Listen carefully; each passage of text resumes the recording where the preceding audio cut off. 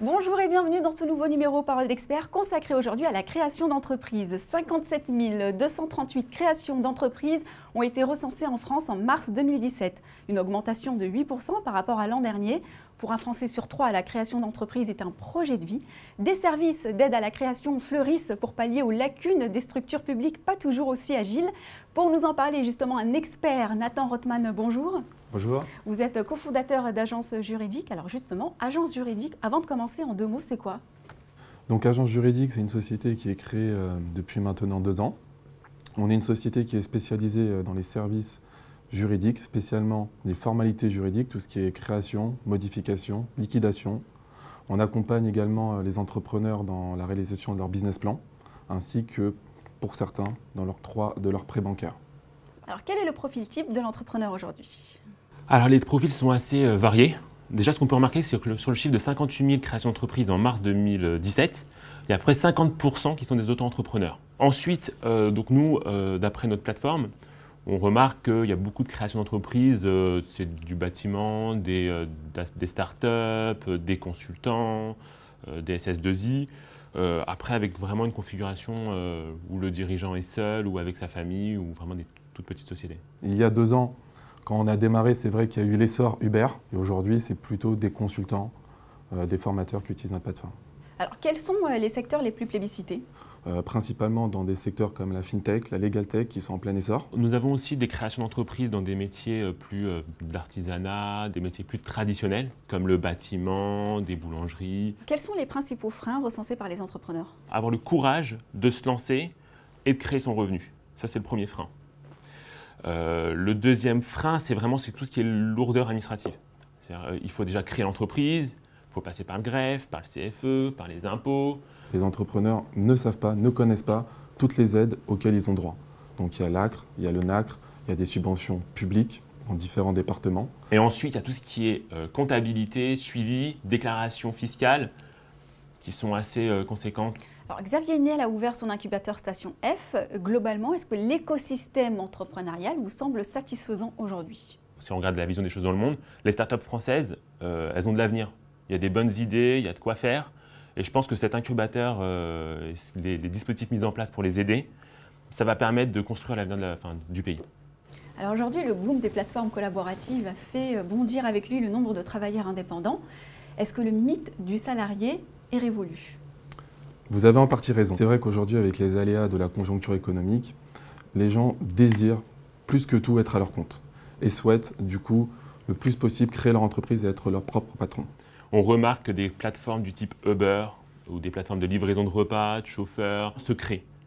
On assiste donc à une transformation du marché. Pour changer l'état d'esprit des Français, ça va être long, il va falloir du temps, mais je pense que c'est l'avenir. On va parler un peu politique. Qu'est-ce que vous pensez des dernières mesures phares du dernier quinquennat? Je pense notamment à l'assurance chômage pour les indépendants, les entrepreneurs après un échec, ou encore pour les démissionnaires après 5 ans. Je pense que c'est une excellente nouvelle, si elle a lieu.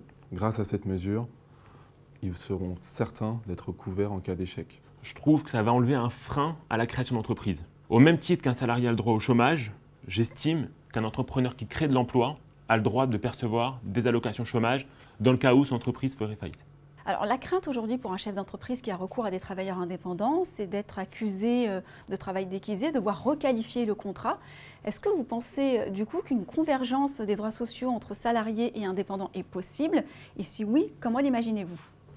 Il faut absolument qu'à ce niveau-là, les règles changent, étant donné que de plus en plus d'entreprises ont recours à ces salariés indépendants, soit sur le court terme, soit sur le long terme, soit pour des missions précises, soit pour des forfaits.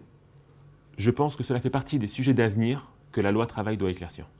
Les entrepreneurs n'ont pas toujours bonne presse auprès des Français. Comment on pourrait réconcilier le patron avec le français?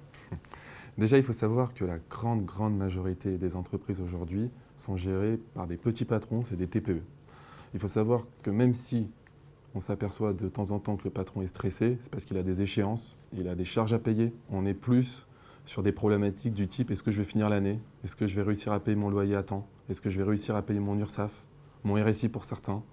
Je pense que les Français sont complètement déconnectés de la réalité. On leur montre une fausse image de l'entrepreneuriat. Ce phénomène est lié à la culture française. Quand on compare avec les pays anglo-saxons, les travailleurs indépendants sont plus nombreux et sont mieux perçus. Alors, on l'a dit en introduction, vous êtes cofondateur d'agence juridique. Quelle est la spécificité justement de votre agence? On assiste et on accompagne du coup les créateurs d'entreprises dans tout ce qui est formalité juridique.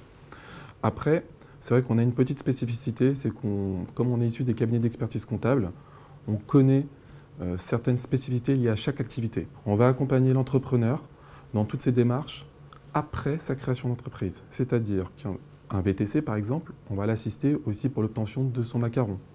Pour une personne qui fera du coup de la sécurité, on va remplir son dossier CNAPS. C'est-à-dire que l'entrepreneur vient dans notre entreprise, il ne s'arrêtera pas uniquement au CABIS, mais aura aussi tous ses agréments qui sont liés après la création de sa société. On intervient, on produit les actes.